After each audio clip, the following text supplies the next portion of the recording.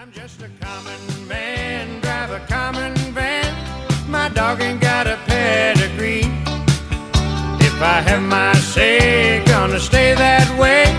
'Cause highbrow people lose their sanity, and a common man is what I'll be. All right, well, we'll get started. Welcome everybody to This Week in Burns. Today I'm sitting here with me and Mayor Grove and Judge Creasy. Did I say it right? Creasy, yes sir. Thank you, Judge, for being here. No problem. I know we kind of went over a little bit a while ago, but if you would tell a little bit about yourself. I mean, if you're from here. Oh yeah, my history is I was born in Perry County, and when I was about 7, we moved to Benton County. My dad, lifelong, worked at DuPont over New Johnsonville plant, and got married very young, right out of college. My wife and I moved to Murfreesboro. I was finishing law school at Nashville School of Law. She was finishing MTSU.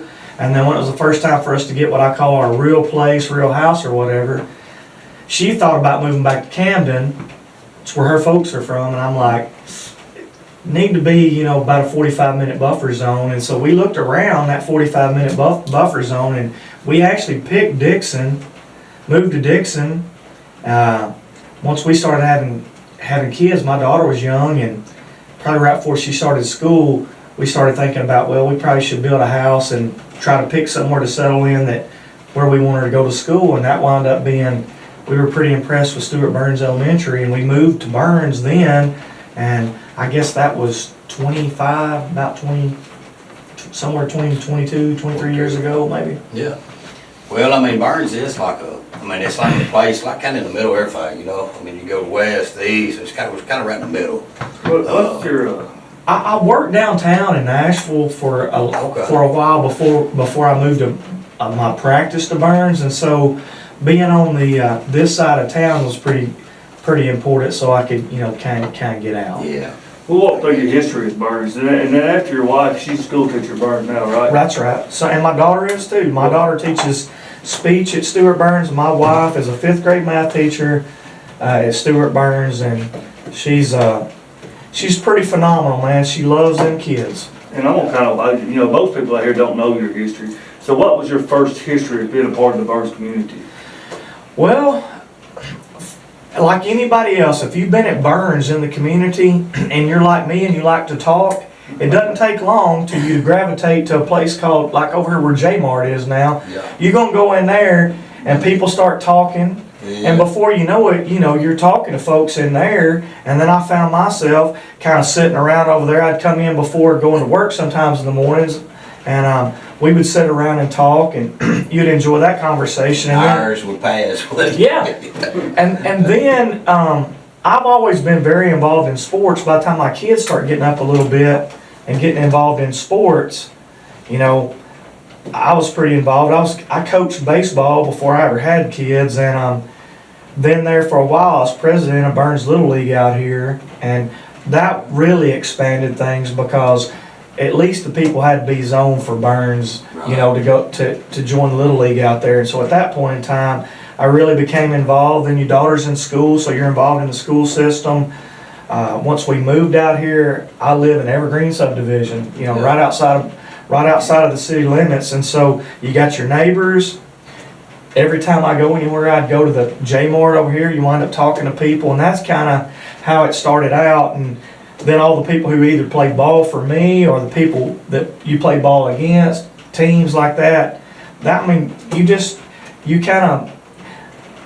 I think ball's the first time that I became a sucker for, we're Burns and we won't beat you, and you guys are Clarksville National or whatever, and you really felt the sense of. He can't say it because he's an elected official and he needs your vote, but we want to beat Charlotte too, right? You dang right we did. All right.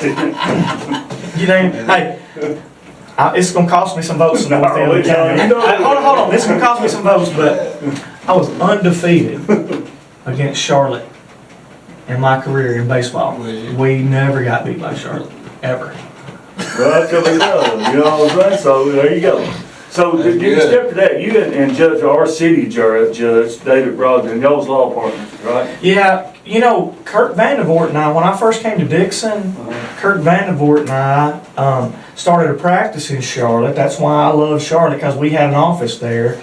And after a while, we were debating on going to Dickson, and David Brogdon and I started a firm that wound up being 4 or 5 lawyers at a time. And so David and I practiced together for a long time. And then, you know, I wanted to get kind of back to Charlotte, closer to the courthouse, because at that time I was practicing, I wasn't a judge, and I did so much stuff in court. I want to be right there by the courthouse. Right. And so, but yes, David and I were in practice for over 10 years together. And that kind of progressed to making a decision, probably the biggest decision you've ever made in your life 2 years ago, or 2.5 years ago, and that was to run for the juvenile judge spot. You know, a lot of people have watched, and shout out to Justin Spurlock, because he did a good job of, you know, getting us on at the time, and kind of, that was 2022 was the election where Justin really started making his hay by I think he interviewed anybody and everybody who was running for office that wanted to run, and I got a lot of play off of that. But when I decided to run for juvenile court judge, it was a little odd, because my primary history and the practice of law has always been as a trial lawyer. Everybody knows I practiced, you know, I've tried a lot of cases, I've represented a lot of people who might have been charged with a crime. My trial practice was a little different than juvenile, but you know what? I love them kids from coaching ball. Right. And so when you try to figure out kind of your legal education versus what it is that kind of really motivates you, and you kind of put it together, that's where juvenile court judge became a big thing for me. And I'll tell you, it is a challenging position. I don't think that the community probably understands everything that we have to do in juvenile court, but it's very rewarding, because anytime you see a kid that seems like they're maybe down the wrong path, and I see them, man, I get to see them firsthand, turn around. There's really nothing better than that. And I'll say this, maybe some of the girls at the office will be watching this, but I mean, juvenile court, Dickson County, they have the best staff in the entire county. Like, it is unreal how good everybody in that office is. Like, makes it easier. It does, and and I'm telling you, they're doing a lot of work for the kids in Dickson, and they're fantastic. It's crazy how good the staff is over there. And you know, Rusty and I have talked a little bit about this. I mean, my faith is a big part of myself. You know, I don't want to say religion in general. I mean, because I'm a Christian, and at some point in time, you feel like you're doing the Lord's work, and you feel like you're doing what the Lord wanted you to do. And you know, that's kind of me in juvenile court. And there's times when you come home on a Wednesday, and I say Wednesday because Wednesday's the day that I have my big juvenile docket. That's the biggest docket. And sometimes you come home on Wednesday afternoon, and like, you just kind of run your hands through your hair, and you're having to decompress what happened that day. Well, that's kind of what I was wanting to ask you on that too. Talking about that is, I know you're not supposed to, you know. Well, I mean, I'm never going to say anybody's name, but I mean, I'm happy to talk about. I was talking what about happens. emotional wise, as judge, you know, not supposed to carry it on. But I know, I mean, we're all human. So I mean, I know there's got to be emotional cases that you have tried, and that. Well, I mean, how do you keep that? Well, I'm gonna say this without saying any names, because it happens maybe more often than we'd like to do, and more than we'd like to think about. I don't want you to think about this. You got a case, and you got a 13 or 14-year-old who actively tried to commit suicide over the weekend, and you're pressed with, you know, how are we going to kind of, what are we doing next? You know, there's a whole lot into that. I don't know how a person can be a human being and not come home and that don't get to them. And I mean, I know we're judges, and you set things aside, and obviously you want to treat people fair, but speaking of treating people fair and part of court, I think the most important thing you can do as a judge is give everybody an opportunity to be heard. Because, you know, sometimes it's not whether I agree with you or agree with you. It's, hey, I gave you your chance to make your spot, have your say. Right. And I think we do that in conversations. If you think about it, we can sit out here at J-Mart, and the guy who don't come back is the guy who's So like I tried to talk for 3 weeks and nobody would ever let me get a word in. Absolutely. And sometimes it's not whether you're right or wrong. It's like, hey, I just want to be able to express myself. Just be able to talk, express yourself. Yeah. And so I think that's a big part. And so I try to make sure that kids get a chance to have their say. And so a lot of times you'll tell people like, a kid doesn't know. They know, but they might have been removed from their home. They don't know all the details. They don't know what's going on with their parents. They don't know whether there's drugs and all this going on. And they're not happy about it. Well, sometimes the best thing you can do is be like, look, you've got to say. And I'll try to tell them, hey, that don't mean I'm doing what you want to do every time, but I do want you to be able to have your say so that you know that at least I'm considering what it is, because at the end of the day, it's the kid's life. Yeah, absolutely. And so, you know, it's like any of us, you two guys. If you knew you had some pretty serious drugs in the house, even if the kid says, I'm gonna go home, you're not gonna send them home, neither am I. But you wanna be able to try to understand and talk to them about why it is that you're not. But I think it's pretty important for, sometimes kids think like, nobody listens to me, nobody cares what's going on with me. So if you tell them, you know, you're gonna listen to them, then I think they at least know, well, you know what, at least he listened to me. Yeah. I want to get into some more of them tough phases just a little bit. I'm trying to build your career up to this day. Mm-hmm. Then you had this old goofy guy get elected mayor of Burns, and I agree. and I heard, I agree. And then I heard you got a new job for the city now. Yeah, I do.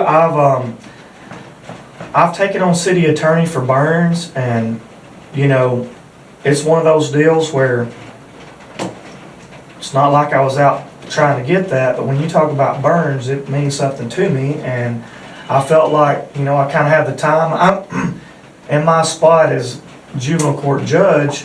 I can still practice law, but you know, I wasn't trying to practice law and keep a office open, because frankly, you get into a lot of conflicts when you're trying to have an active practice in Dickson County. But you know, you guys ain't going to juvenile court. You guys aren't going to juvenile court, right. And so when it came open, and you know, there were some conversations about that. You know, I was basically just asked, hey, would you be interested? And I'm like, hey, if it comes open, you would, because you know, frankly, shout out to your old city attorney, Tim Potter, good guy, friend of mine, and don't, you know, I mean, it wasn't anything like where I'm out here trying to say, well, you know, Tim's not doing a good job or whatever. Right. It's just the way it worked out, and so yeah, I'm the city. I still have to deal with Brian and Tim and Kurt's a Burns guy. You know, Hillary, I love Hillary. So it wasn't nothing like that. It was what we could do best for the city of Burns and what Jerry could contribute to the city of Burns. Now, being that said, what's the hardest thing dealing with this guy?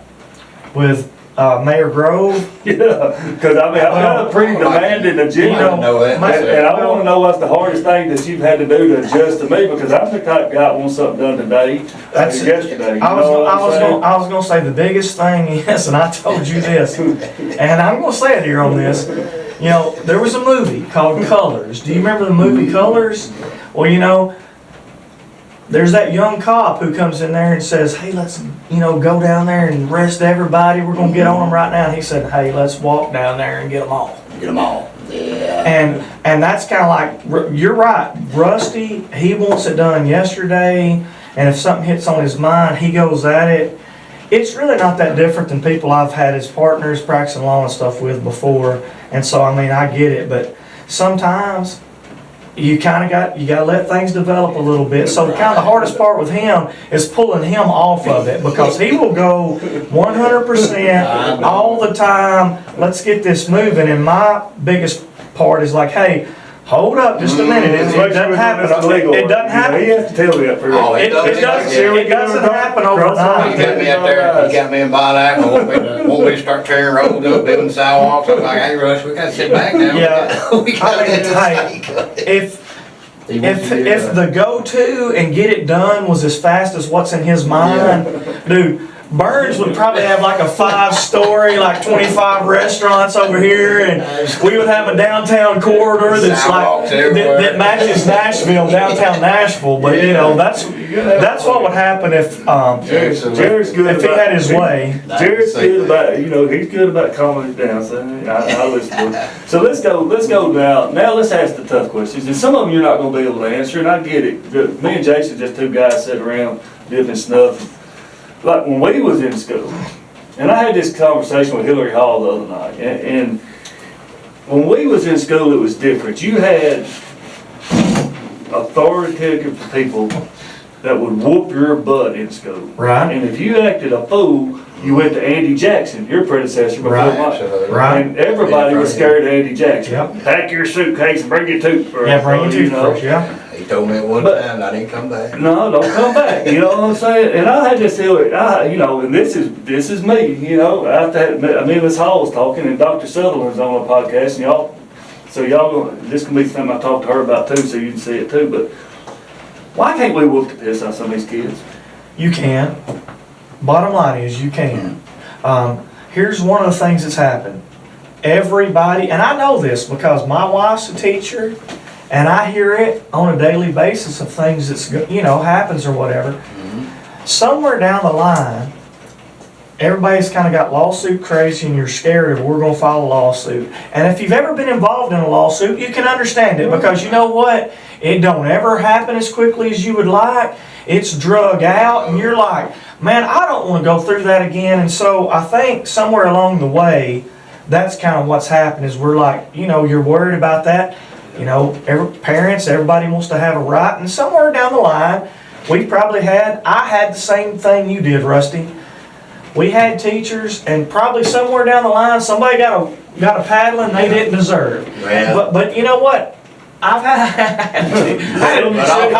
had a teacher one time who told me that, exactly what you just said. Said, you know, for every time I was wrong, you know, you probably got away with, you guys got away with 10 or 20 things, but it is, it's different, times are different, and it's not just the school system. No, it's parents at home, you know, I don't think they realize, there's not as much as what I call the old school, but I keep finding there's a whole lot of ways to get around some of that stuff. If you know what, the whole thing is broke, and I'm gonna tell you, this is just questions we're talking about, because like I said, I've got an old school mind, and I've tried to evolve it, but I'm a bondsman, and I've had to go get parents out of jail.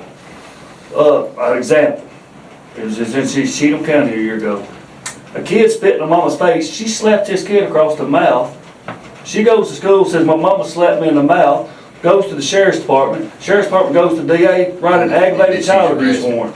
You know, how can you as a parent now be threatened with kids? And that's kind of the question he was asking too. Because it does scare the parents. It does scare them. and that's the difference in that's our system. You got to understand that all it takes is a little probable cause. Right. You know, and so probable cause can be Jason and Rusty got into a fight I didn't see. But you subject before we get out of it. And so, like, if Jason comes and brings the warrant and says, we got into it, Rusty started it, he hit me first or whatever, well, I'm like, you swear that warrant, I got probable cause to serve you with a warrant. Well then, when we go to trial, and I don't know who did it, you're probably going to get not guilty on that, but that's the problem. You have to go through the you know, process.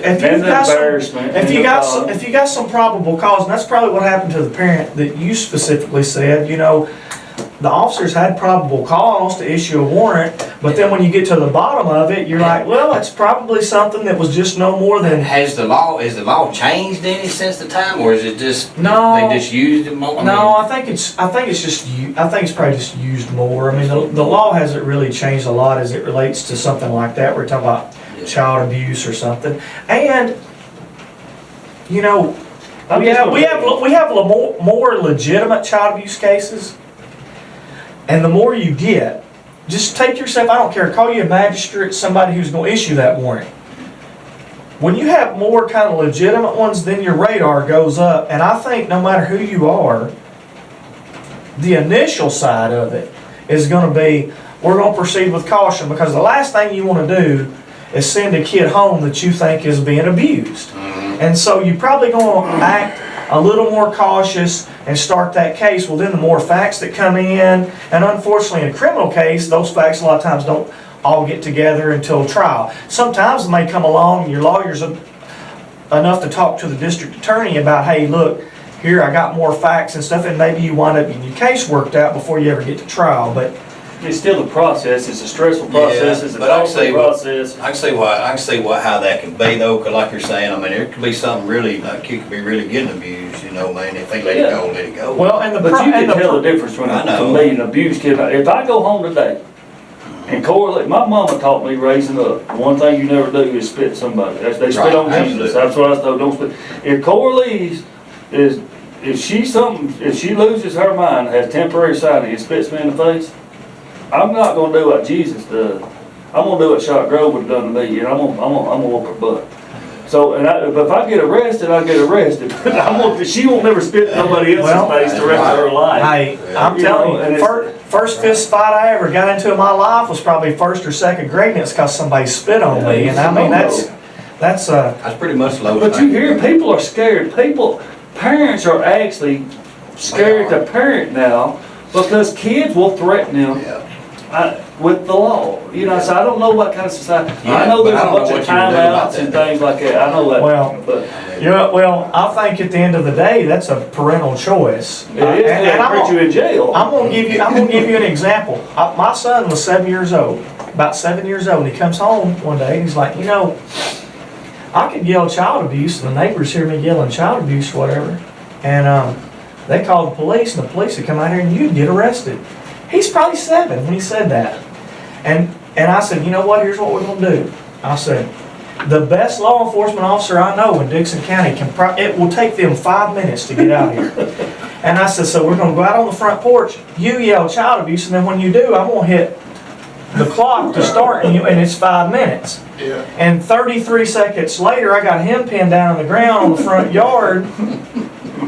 And I'm like, here, the point being, if I'm gonna get arrested for child abuse, it's gonna be child abuse. And so, some of that, I think the ones who feel that way, they're not gonna change the way they're doing things. It's an excuse. Yeah. It's an excuse to say I'm worried about getting that because you don't wanna, They won't. you don't wanna face it. And frankly, we get a lot of, you know, you wanna be your kid's friend instead of like, Right. me and my daddy weren't Well, we friends weren't until I was friends. over 18 Yeah, years that's right. old. After I became an adult, when I got back from the military, me and my dad became closer than we ever have in my life because, you know, I think in his mind, his job as a dad sometimes would interfere with being your best buddy. Right. Yeah. And, you know, I frankly, when you have adult kids, and I mean, you do too, it becomes harder when you think, you know, I'd like to be their friend, but there's things that we got to do along the way. So you set a boundary, and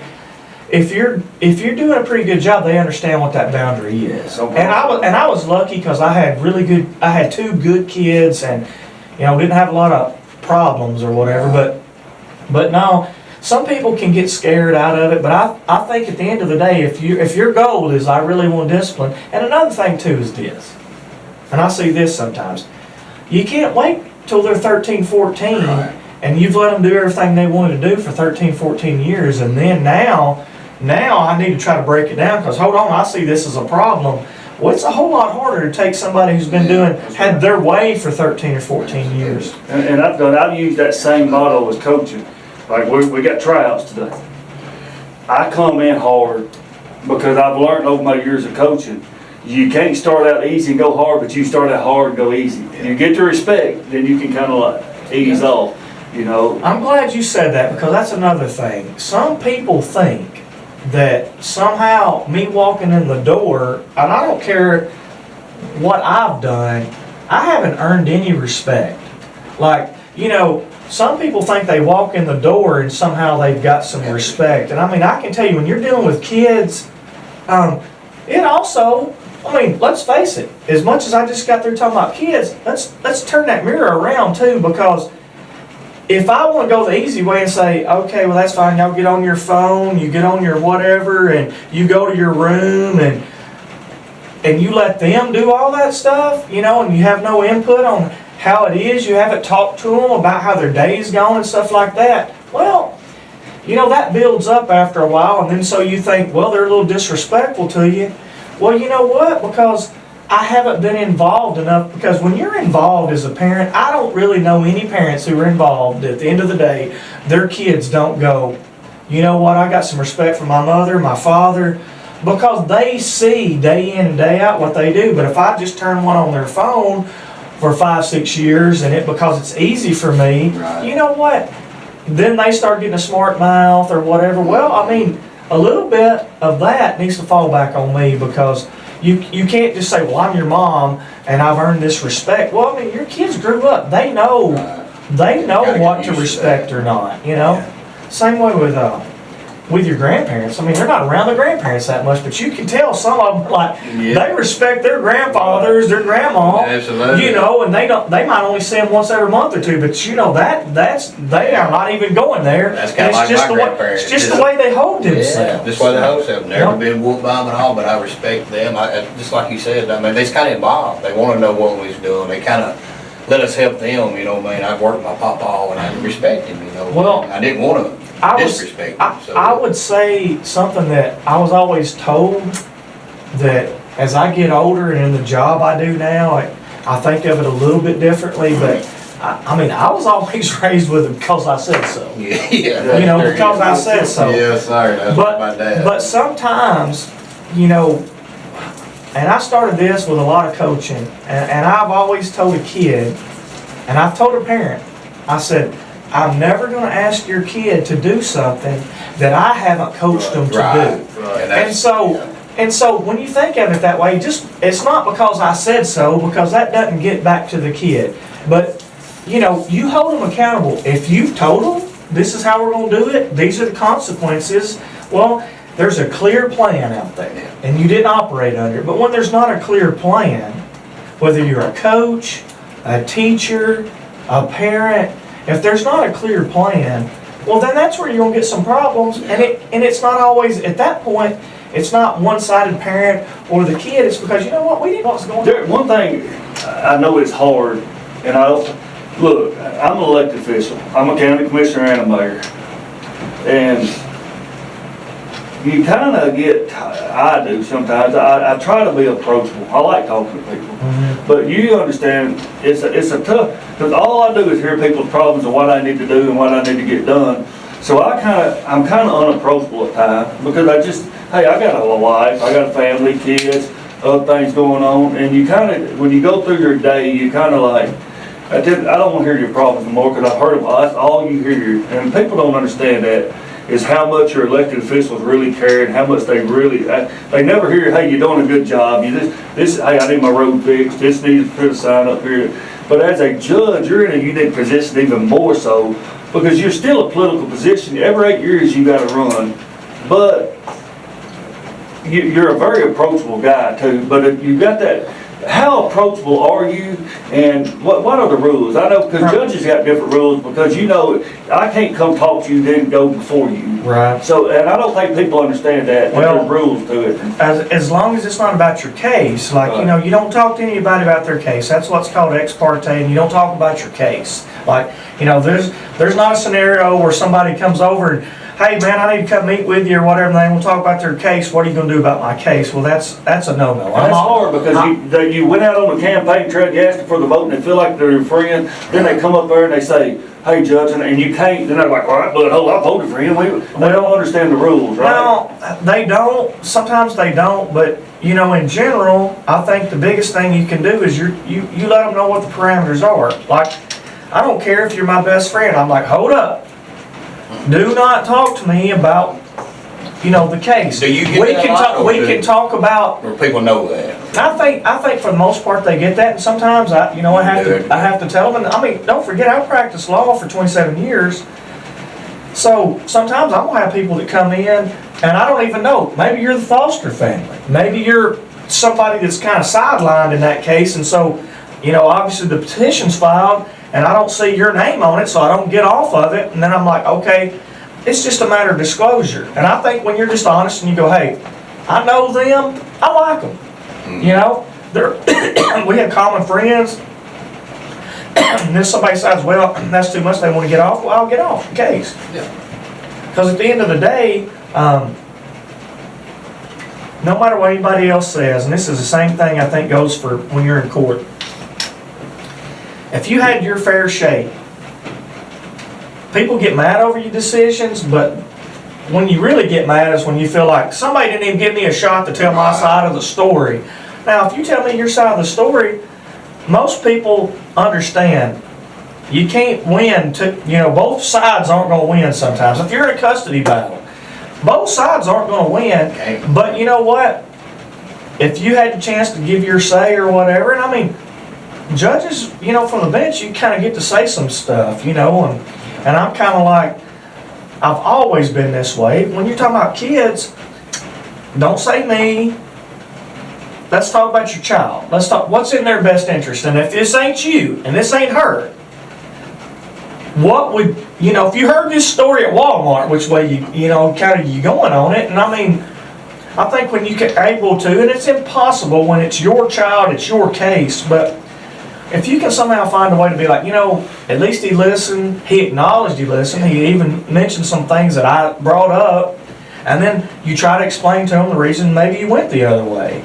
And at the end of the day, I can't change that. It is what it is, and that's why judges probably only get elected every 8 years, and a person could retire on 3 terms and you only face 3 elections because it's a tough spot, and you're not going to make everybody happy, and somebody's always going to be, mad about it, but that doesn't bother me. Well, if I go home and I'm able to put my head on my pillow and know that I didn't do somebody wrong and I gave them a fair shot, that's all you can ask for. And it started a long time ago. When you're practicing law, if you practice as much criminal law as I did, you got some people who are guilty. Yeah. But they're entitled to as good of a defense as I can put on. And so all I need to do is to be able to be like, I put on as best of a case as I could have, and after that, it's out of my hands. Well, that's how lawyers sleep at night, because they know they had a job and they did it. Yeah. Same thing, people might ask, you think it's bad for a judge? You talk about the mayor of a small town. You can go walking into anywhere you go. You get a cup of coffee, and it's like, hey man, can you get this done for me or whatever? Yeah. And I think if Rusty's like, well, no, we ain't never gonna do that or whatever, well, they're upset. But if he sits there and listens to them a little bit, it's like, well, we got rules. Mm-hmm. You explain it to them. Most of the time, people a little easier to get along with. Yeah, like you just said, give somebody time to talk, just put their word in, their 2 cents. Like you say, to a day in court. I even let an Alabama fan get his say though. No, I wouldn't do that. You crossed the line right there. Keith, what do you think about that? That's exactly what I thought. You know what I'm saying? You crossed the line right there. I do agree with him, but I'm not gonna do it. What is the most rewarding part of being a juvenile judge? That's easy. It's the easiest no-brainer of all time. I'm gonna tell a story, and I can't say this person's name, but I had one come in there. She wasn't getting along with anybody. She got them arms folded or whatever, and she was very, very defiant. And we had to take some action. You fast forward, she's gone through some programs. She worked hard, and about 6 months later, did not look like the same person. That in a nutshell is the most rewarding, because you feel like, hey, I had some small part. The big part's on the kid. The kid did the work, but you got to do the tough choice and put on that rim. But when you see a kid who's down and out, that has turned it around, there is absolutely nothing more rewarding than that. That's the easiest no-brainer of all time. It's like, and when they're little and they're young, I get to see that from time to time. And one of those is worth 50 of the ones that you're still dealing with. Absolutely. That's easy to say what that, because, and there's times when everybody in the courtroom, you got clerks, they sit there. A lot of times you don't think about it, but I got clerks who sit there and hear it all. They don't get to do like me and say something and do that, but they see it all. And there's times when they get touched by, a turnaround in a kid, and a kid who's, kind of down and out, and they're coming around. There's nothing more rewarding Put than life that. back in them, yeah, and let them live, yeah. And Dr. Sutherland, we're gonna ask her a question too, that you'll see on the podcast, but how closely do you and Dr. Sutherland work together? And she's new, she's been on the job almost a year now, and what's your? Not a lot. I met with Dr. Sutherland, not long after she was elected. I met with her and I talked to her, just kind of conveying, here's what juvenile court does. Now, I'll tell you this, I'm very teacher friendly. And Well, you have to be. and where that You live with one. where that becomes important is a lot of times a kid comes in, if it's something school related, whether it's a vape in school, whether it's truancy or something that comes in school, then I have the ability to look at, the kid's record. And maybe you look down there and be like, man, this kid's been getting written up, 5 times a week, their grades are down or whatever. Well, maybe when you're trying to fashion what you're trying to do for the kid, you're like, hey, I'm giving you a shot. We'll come back 9 weeks, and if them grades are up and there's no write-ups, then maybe I kind of get, do something on your case. And to me, that's helpful for the teachers, because I know from what Rusty just said, you hear it, when you come home, I know that they appreciate the fact that somebody's saying, hey, don't do this in class, because if you come back into court, I'm not your teacher, I'm not your mother, I can put some stuff on you that is not going to be helpful, and you just want them to, you kind of move forward. And I'm happy to be like, I love to tell a kid like, well, I know, I'm sitting here looking at this, you've been written up 5 days a week, you can't do it anyway. You think you can do it, you can't do it. And then if they ever come back and they've done it, I love to be like, you know what, you proved me wrong. And sometimes there's nothing better for a kid than saying like, I proved them wrong. I did it. My grades are up. They didn't think I could do it. I proved them wrong. And that's gonna lead into our next, and I'm kind of leading up to this, because the hot topic right now is vouchers. And a lot of people say that support the vouchers is because the disciplinary in school, the rule, that they don't feel like the whole public is shaking. And I don't know, it's tough. What is your stance of why Governor Lee is pushing vouchers so much, and is it good for Dickson County?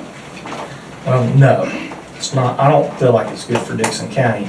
I'm not a fan of the current bill, and it's not that I'm against vouchers. You know me, man. I'm as conservative as the next guy, and I think, I understand it more than some people do, because if you think about this, a lot of things are per kid. There's an amount per student that winds up going to a school.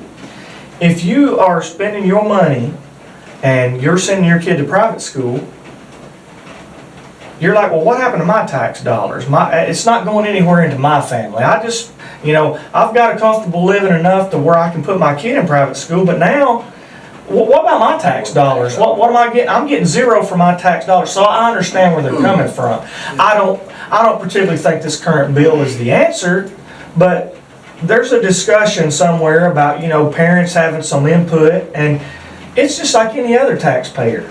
You're like, well, what's going on with my funds? And, you'll get a lot of people on the voucher side who would be like, well, I don't like the way they're spending the money, it's not like that. And I'm like, there's very few people, Dr. Sutherland will probably tell you tomorrow, like, everybody not going to agree with the way she sets her budget up. That's the way it's going to be. And nobody's going to get 100% on that. No. But I understand where they're coming from. I understand why they want to change, but I don't see how that helps our county. The thing that concerns me the most with vouchers is we don't really have that many private schools in Dickson County, so we're gonna send them out. We're sending them. We're gonna send them somewhere else, or this is what bothers me. If we allocate $7,000 per student to the school, now if that comes into your budget and we're like, this is what's allocated per school, per student. What you think about this? If I told you tomorrow, Rusty, go start a private school, and you're going to get those $7,000 per kid, but you're private, you got to make a profit. Where's that profit coming from? you're getting 7,000 per kid, public schools get 7,000 per kid.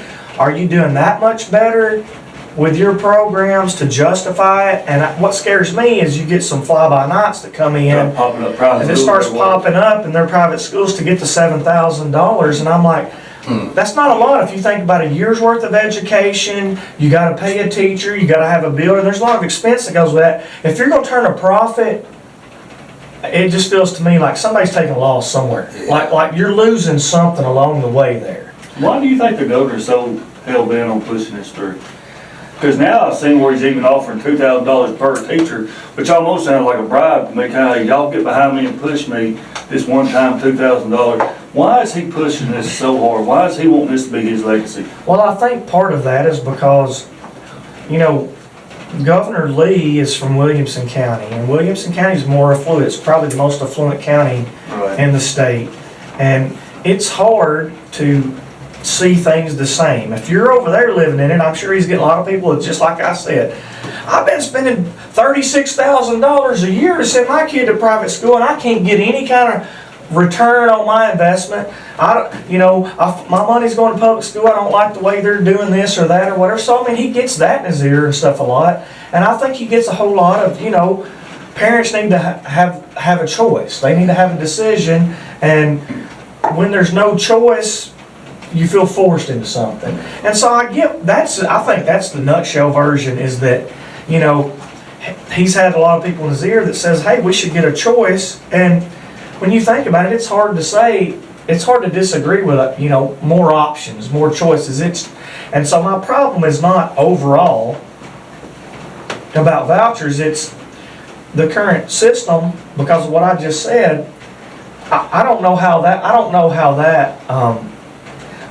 helps Dickson County. Right, I got you. And I think you're better off,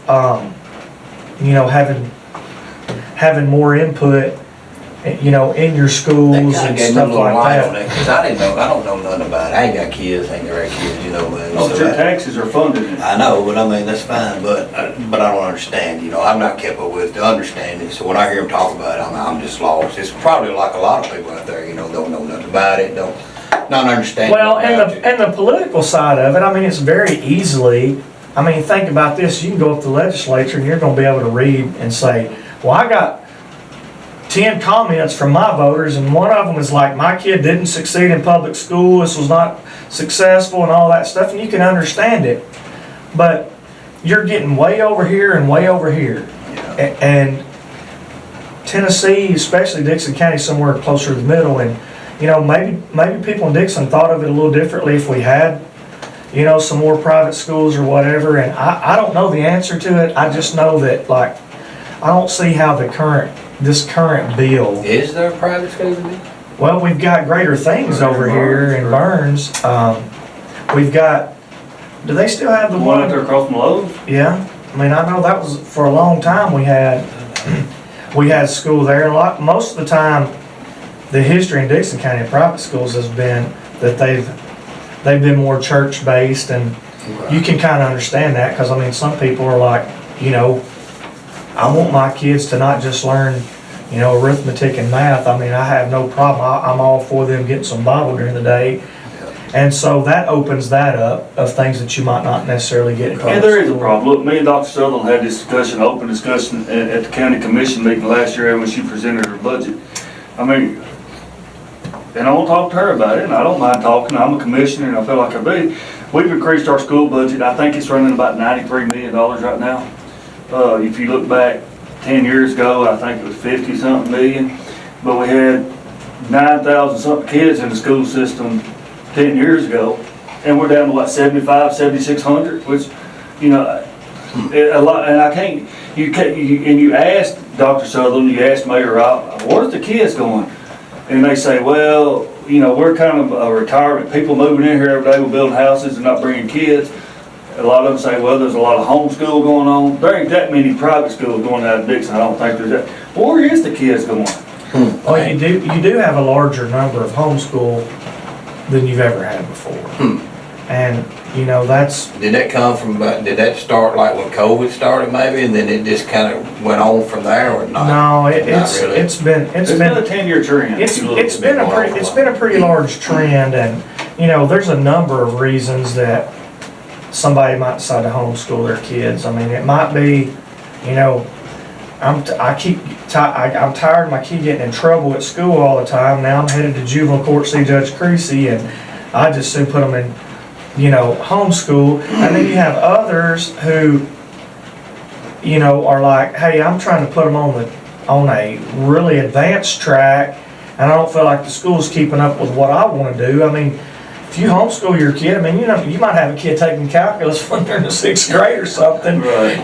Because you're way on top of it. And I've seen the homeschool situation go. You got some people who are on top of it.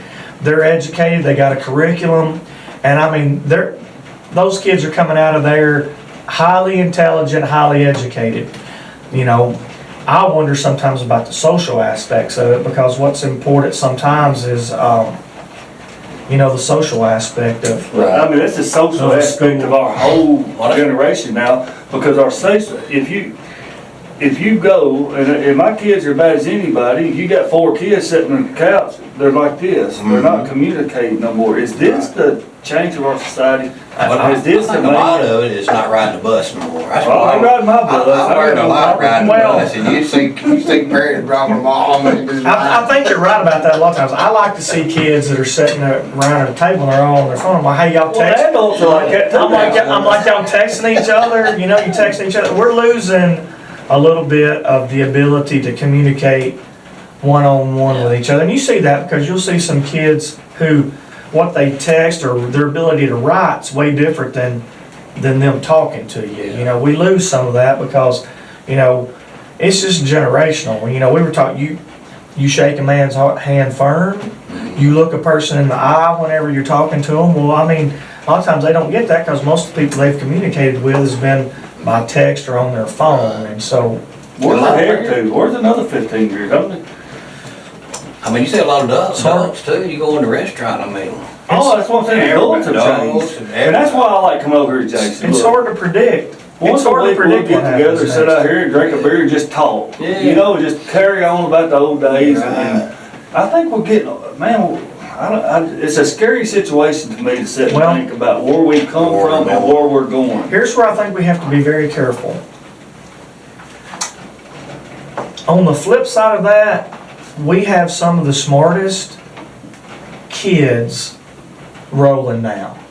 They're very smart, they've used that phone, they've got a lot of information, and we have a tendency, but every generation's done it.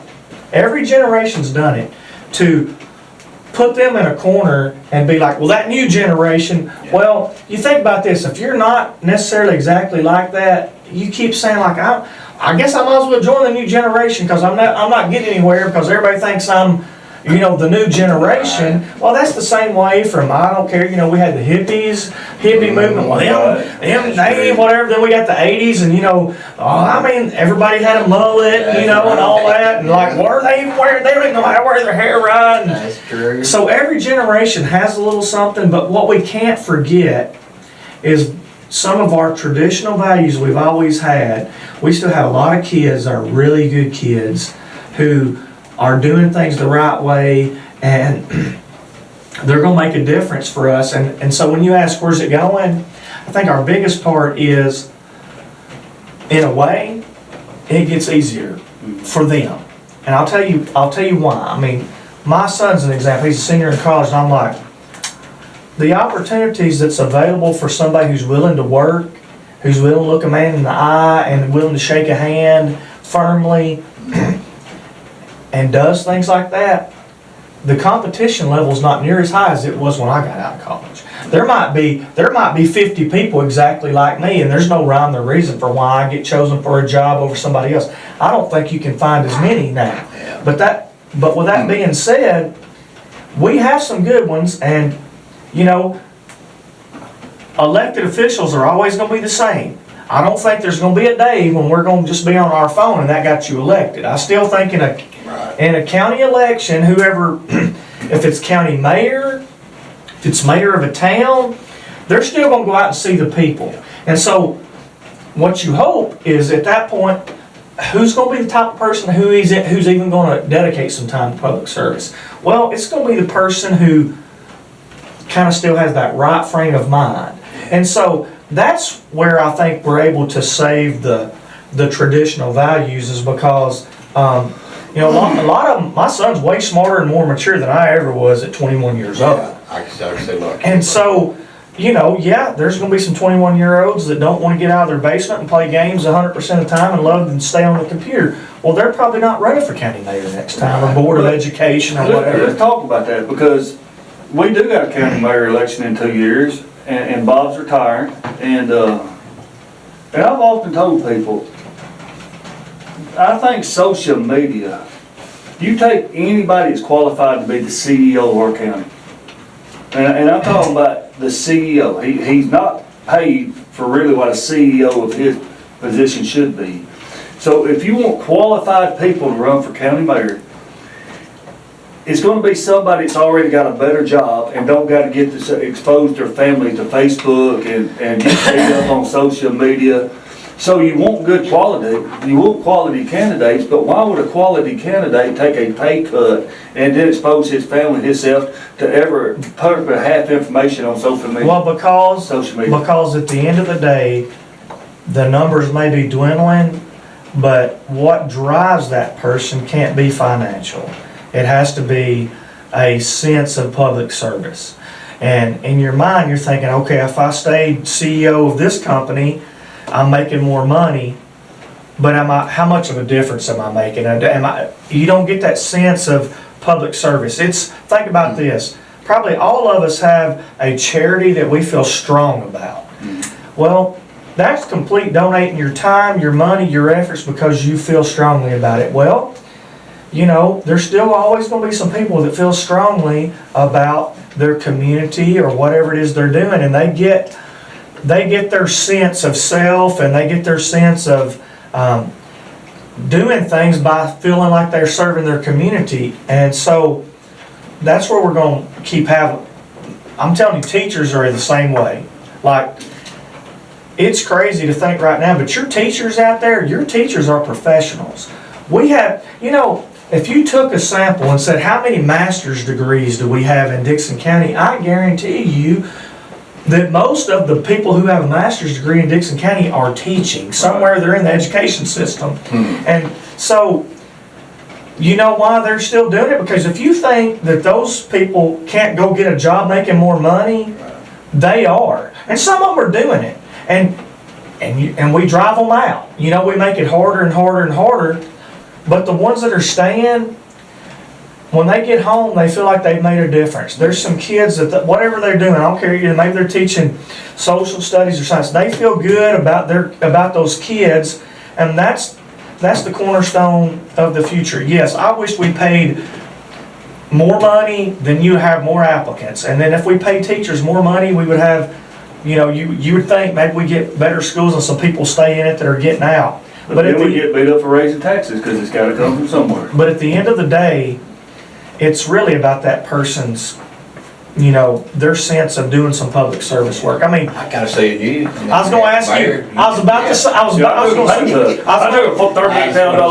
to say the same thing. I was going to be like, you can't tell me that you did what you were doing because of the money. Yeah, I was a full-time position. So I made a lot. Then I dropped down to $1,800 a year to be a part-time mayor. And so you're doing it. But I'm not as sensitive as some of these people is about social media.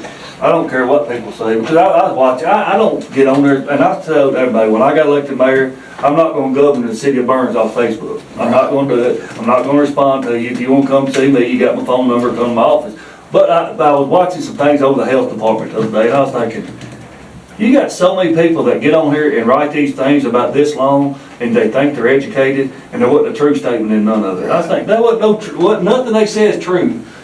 It didn't even make sense what they're talking about, so I thought, I ain't even getting in there chiming in on it. If you want to educate yourself properly, then come talk to me about it. It's tough. It's tough. I mean, you think I haven't read some of the hip White Bluff and hip Dicksons when something comes out, and somebody asks something like, you know, hey, what do you know? I might have to go to juvenile court or whatever, and you're like, well, then you're like, hello, and of course, I'm not on it, so I'm not looking at it. But you better believe I've got 12 texts saying, hey, here's a screenshot of what people were saying about you today or whatever. But you can't rise or fall on it. I mean, Well, this one guy was on there the other day saying, well, why did the county buy that land, and we got perfectly good land where the library is. Well, I think they sold that 5 or 6 years ago, I'm not sure, and tore it down. Then he got on Donnie Wise about he needs to print more money. In one breath he was saying the county bought the health department, land for the health department, which it is a county-run health department. City has nothing to do with it. Then he was getting on Donnie Wise, telling Donnie Wise